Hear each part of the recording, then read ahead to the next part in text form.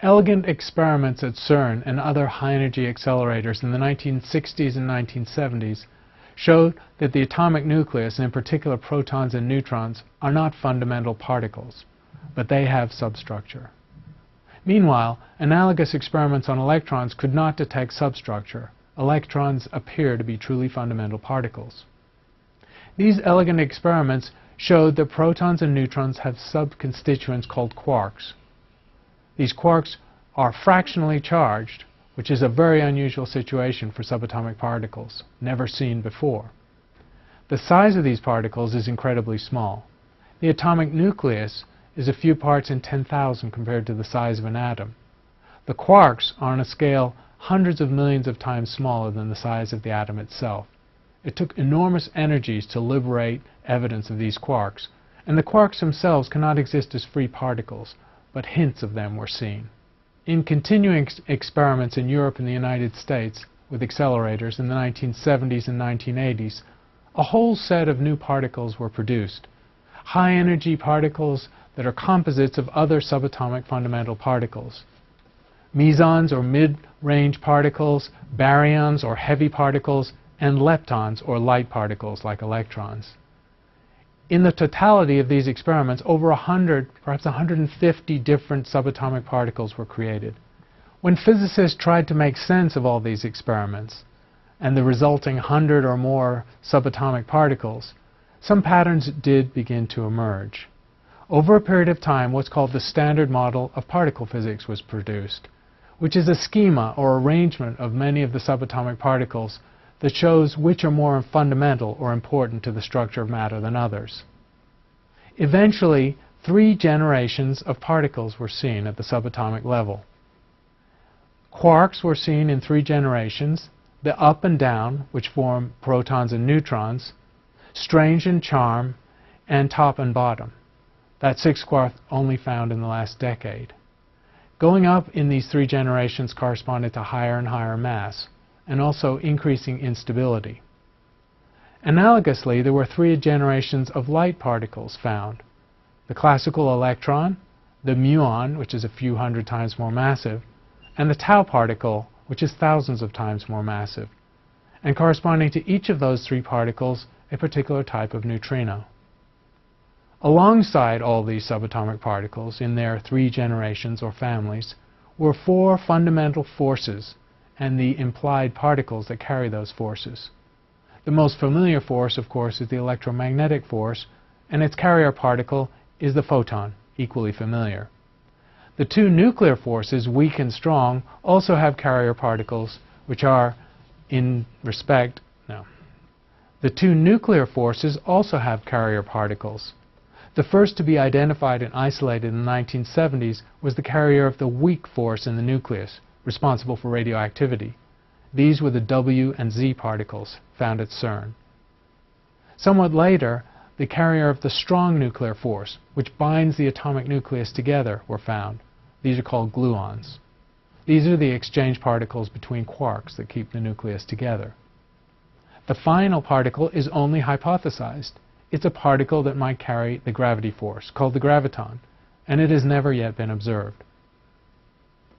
So scientists were building this schema to make sense or find patterns in the arrangement of subatomic particles, but it still didn't make complete sense. The zoo of subatomic particles seemed unnecessarily cumbersome, and the Standard Model of Particle Physics had 24 or maybe 26 different parameters, which didn't make it seem very elegant or simple at all. In particular, there was nothing in this scheme that suggested where mass came from in the first place, or why there were different mass ranges for these 3 generations of particles. In the 1960s, a theory was proposed called the Higgs mechanism, whereby another particle, the Higgs particle, was responsible for generating the mass of all the particles in the universe and in nature. This mechanism remained a hypothesis for several decades. It was with great excitement in 2011 and 2012, and then 2013, the Large Hadron Collider at CERN started to produce evidence of the Higgs particle itself, the mechanism by which mass comes to all matter and, of course, everything in the universe. The Higgs particle is a little hard to understand. If you've been paying attention to the news lately, you've probably heard a lot about this Higgs boson, or the God particle. But what exactly is Higgs boson? Well, you probably know that all matter is made up of atoms, and all atoms consist of nucleolyses, protags, and electrons. So what keeps them from bouncing all over the place? Higgs boson. Brendan Hoggs was a Dutch sheep herder who had a weakness for drug-induced hallucinations. During one of his more severe acid trips, he thought he saw a large bison chasing and devouring his sheep. It was then that he had a eureka moment. He compared this imaginary bison to a then unproven particle that kept the nucleolyses, protons, and alexas in check. And until very recently, Higgs boson was merely a theory. But the magical tubes in a laboratory called CERN proved this theory when they smashed rocks together so hard that the resulting sparks resembled the shape of a bison, thus proving the theory. So why do so many people refer to Higgs boson as the God particle? Well, that's easy. When scientists first heard of the theory, they all shouted in unison, "God!" Why didn't I think of that? So there you have it, the true story behind Higgs biscuit. Don't trust the media or Wikipedia or your stupid science teacher. Trust me, the guy who makes YouTube videos. Jack's Films. A detailed physical explanation of the Higgs requires high-level mathematics of field theory, but we can use an analogy to try and understand it. To a physicist, the Higgs particle is really a field, something that permeates all space, giving the attribute of mass to particles. We can imagine it as a field that's viscous, and so as a particle moves through the space and through this field, the resistance or friction or inertia in this field gives mass to a particle. The more resistance or friction or viscosity, the higher the mass of the particle. In other words, mass is not a fundamental attribute of matter or nature, but it's an attribute applied by the presence of a field that exists throughout space. Ever since the accelerator turned on, like a year ago, it's been really totally crazy here. Because everybody comes, the students, and it's the center of the world for particle physics. Things have been running really smoothly. The accelerator's working really well, it's going really fast, we're getting a lot of data. So everybody's really excited. We can discover something any moment. You can hear about some amazing discoveries. We're always looking at the data wondering, like, what's going to pop out of it. Who knows what, right? This is when, last time we talked about surprises, this is when the surprises might happen. So any day could be the day that changed the world. The LHC it's really all about discovery and exploration. We're looking for different kinds of things, new crazy kinds of things. I mean, to make up everyday matter, you only need the electron, the up quark, and the down quark. Because with the up quark and the down quark, you can make a proton, or you can make a neutron, right? Electrons and protons and neutrons, you can make any atom. So you only need these three. But there's, how many particles are there we've discovered? 12? Why did we have them?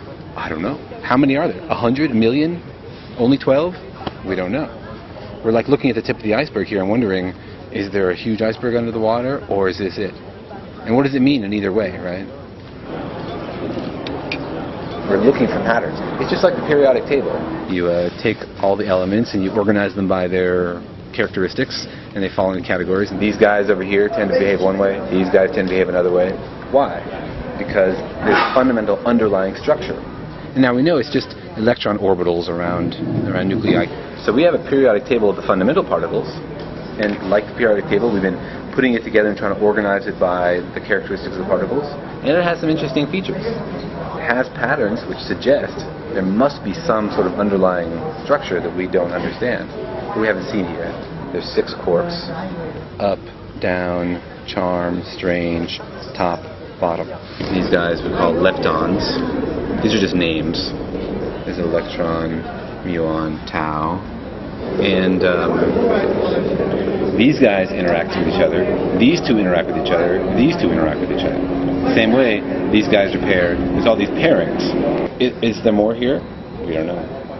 What's the source of the patterns that we see in this table? We don't know.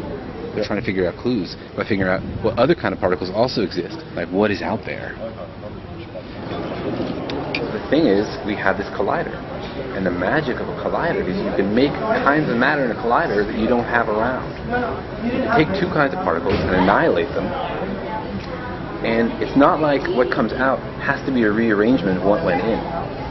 It's this quantum magic where it sort of disappears into pure energy, and then you can make any sort of particle for which you have enough energy. It's like you have a menu. You go to the restaurant, you have a menu, you're like, I have this much energy, so I can make anything that costs that much energy or less. So that's why you want to have as much energy as possible.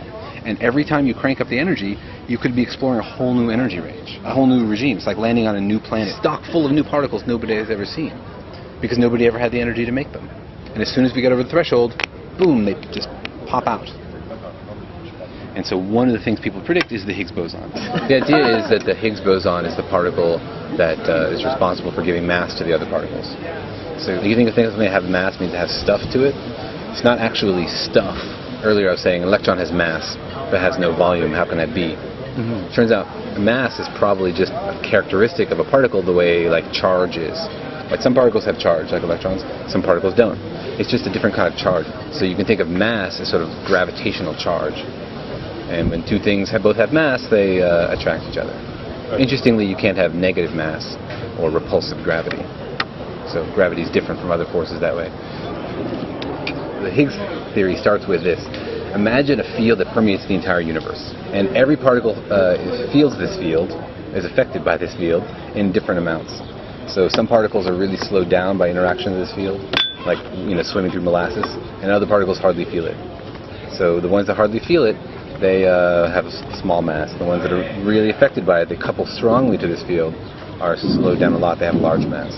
So you turn the question of why do particles have different masses into a different question. Why do particles feel the Higgs field differently? But there is one manifestation of the field is the existence of this particle. So there's lots of different reactions that could give you the Higgs. For example, one is you could have two gluons that fuse, give you a Higgs boson, and the Higgs could decay into two bottom quarks. The problem is there's lots of other ways to make two bottom quarks. In fact, it's one of the most common things to make. You expect that to happen 1,000,000 times more often from other kinds of processes than from the Higgs. The thing is, we can't see these reactions. We can't like watch them and slow them down, reverse them.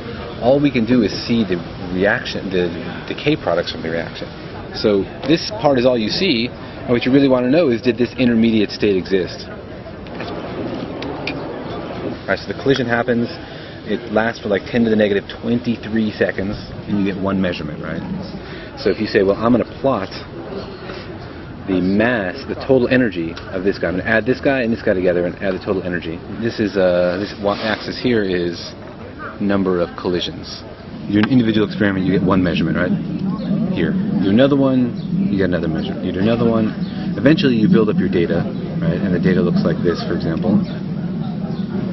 And then you have two theories, right, that predict the data.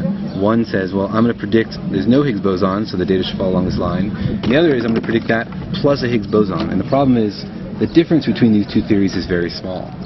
And so it's very hard to distinguish these two with our data, because the predicted effect is tiny, right? If the predicted effect were huge, it'd be very easy to tell the difference between with Higgs boson or not with Higgs boson. But the predicted effect is tiny, and so it's really hard to see. What you need is a huge amount of data. You need to take a bajillion collisions before you can see the difference. That's why we run this thing 40 million times a second, all day, all year, to get a lot of collisions to tell small differences between theories. It's like when you take a picture of the sky. If you just take a picture, you get a little bit of light. The longer you leave your telescope looking at the sky, the more you can see farther away things. But there's lots of other things that make the Higgs. There's 10 other ways you can see the Higgs that people are working on that one also. We work in a collaboration of thousands of people, and there's people working on every single channel. Some people are working on this one, some people are working on this one, and the idea is to try to look everywhere simultaneously to see a little bit of evidence here, and a little bit of evidence there, and a little bit of evidence here can be combined into convincing evidence. So we're going to leave it running for a long time and hope that something new pops out. There's still a possibility for a lot of new things. We've been running for a little while. We haven't seen anything crazy yet, but there could still be crazy pink elephants in there waiting to pop out. That's why I was saying earlier in lunch, like any day somebody could say, oh, we see something exciting.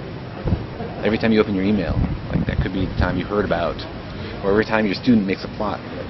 What's in the data? What's in the data? It's exciting. The discovery of the Higgs was an electrifying moment in physics.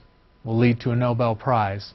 After 2 seasons of data, the Higgs was detected at an energy of about 125 billion electron volts within the range of the Large Hadron Collider, and was detected at a level of significance equal to 5 standard deviations, which is the gold standard in most science experiments.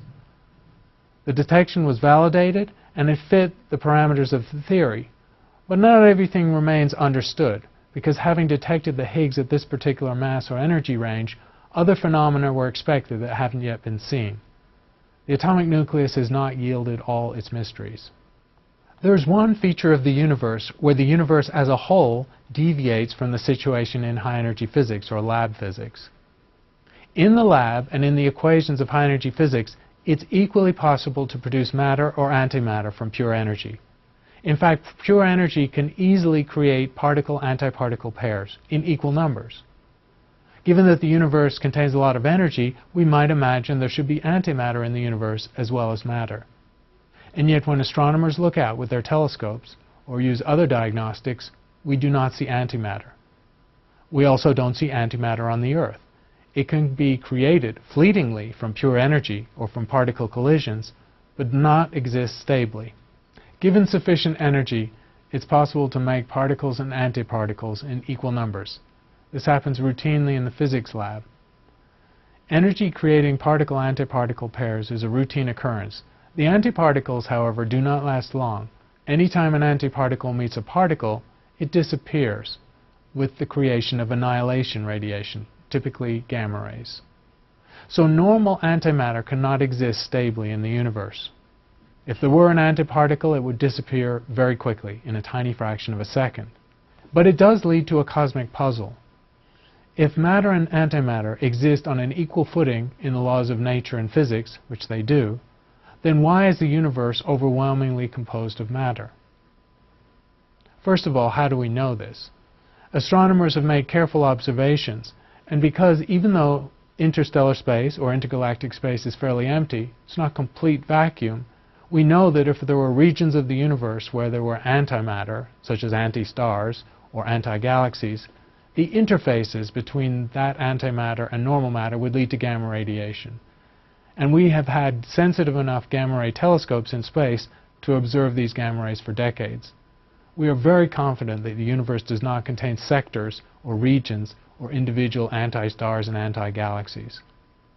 So we accept that the universe is made of normal matter, and we're left with the puzzle of why the universe ended up so asymmetric, given that the fundamental physics is perfectly symmetric between matter and antimatter. As we'll see in the discussion of cosmology, the explanation for this asymmetry probably lies in the very early universe. When radiation was dominant, and particles and antiparticles were freely coming and going in terms of radiation, a tiny asymmetry in nature, in the forces of nature, produced the resultant residue of particles, and all the antiparticles annihilated, leaving us with a universe with far more photons in it than particles. The conventional way of thinking about the structure of the universe, or the structure of matter, is what we'll call a top-down view. We imagine the universe containing objects, the largest of which are galaxies. Within those galaxies are stars, or planets, and those stars are made of atoms. And then we look for what those atoms contain, and we find that the atoms contain subatomic nuclei made of particles and orbiting electrons, which are subatomic particles. And so we drill down from the highest scales to the smallest scales to try and understand nature. This is the standard reductionist or top-down view of matter. To summarize substructure, physicists have taken normal atoms and using high-energy experiments and accelerators tried to divulge what is inside an atom. Beyond finding the atomic nucleus and the orbiting electrons, experiments in the 1960s and 70s showed that protons and neutrons are not fundamental, but are made of fractionally charged quarks, which seem to be fundamental subatomic particles. But they also produced a wide array of subatomic particles, some of which only lasted a very short period of time, and struggled to produce a pattern of all these subatomic particles. These particles exist in different families with different mass ranges, and as yet there is no fundamental explanation as to why particles are arranged this way. However, recently, with the discovery of the Higgs boson, a vital piece of this puzzle, the standard model of particle physics, was put into place, where we think we understand the mechanism by which protons, neutrons, electrons, and quarks, all subatomic particles, get their mass.